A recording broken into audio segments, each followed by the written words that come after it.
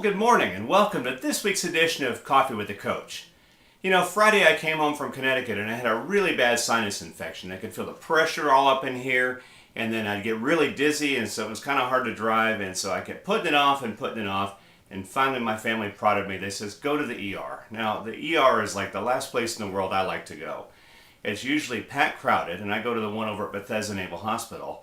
And then you got to wait in front of everybody, and finally you get seen. Usually it's 2 to 3 hours plus another 30 minutes at the pharmacy. So I got my stuff together, packed my iPad, I packed my Kindle, I packed my MacBook. I figure if I'm going to be sitting there, I can get some work done. And fortunately for me, on Saturday evening, the place was almost empty. So they took me back there, the nurse did my vital signs, and then he says, well, I'm going to put these in the system, and then we'll triage you. Now, triage is a really interesting word. What triage means is that you wait for things to come in, and then you sort it out by how important it is.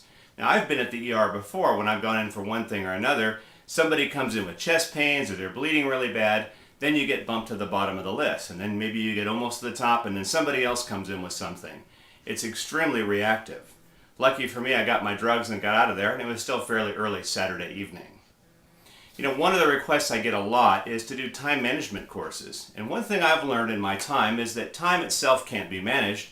You can manage yourself against time. The alternative then is to work like the ER does, kind of in a triage situation.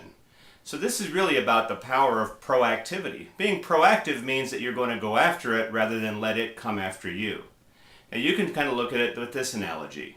The ER is a place where you go when you haven't planned accordingly, and then the ER sort of takes things as it comes. It's reactionary. No matter what happens, an ER never fully finishes treating patients. It's constantly inundated.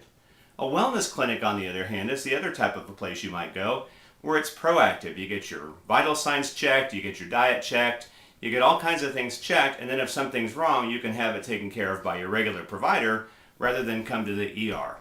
It's a proactive approach rather than a reactive approach. You know, there's some folks that enjoy reactivity. In fact, that's why there's people that specialize in ER medicine and they do nursing in the ER.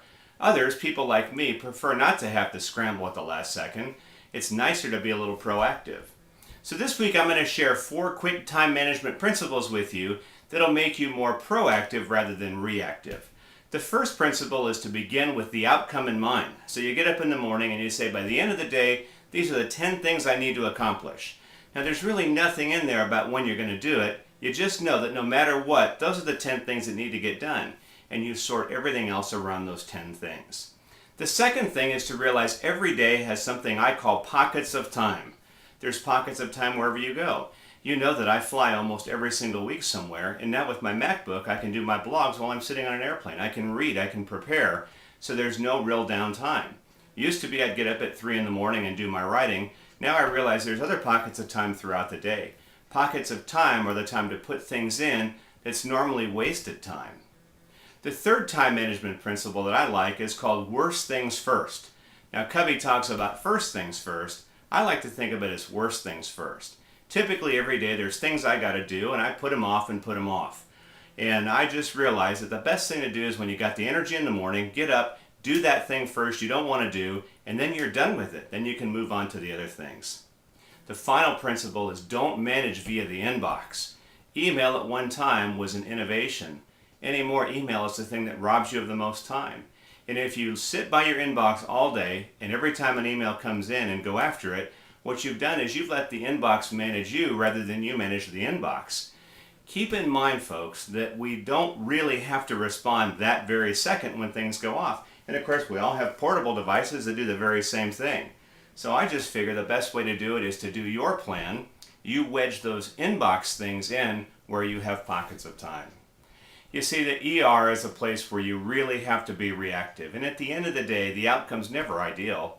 Wellness, on the other hand, is something that can be proactive and can really benefit you. The same goes with your time management. Remember, you can't manage time. All you can do is manage yourself according to time. So think about this week as you start looking at the projects you have to get done. You know, you can always reach me anytime at askthecoachrightnow.com. Check me out at Coach Munro, that's CoachMunro.com. And of course, you can tune in every week and I'll have hopefully a new Coffee with the Coach. Have a great week, folks, and I'll see you next time on Coffee with the Coach. Bye.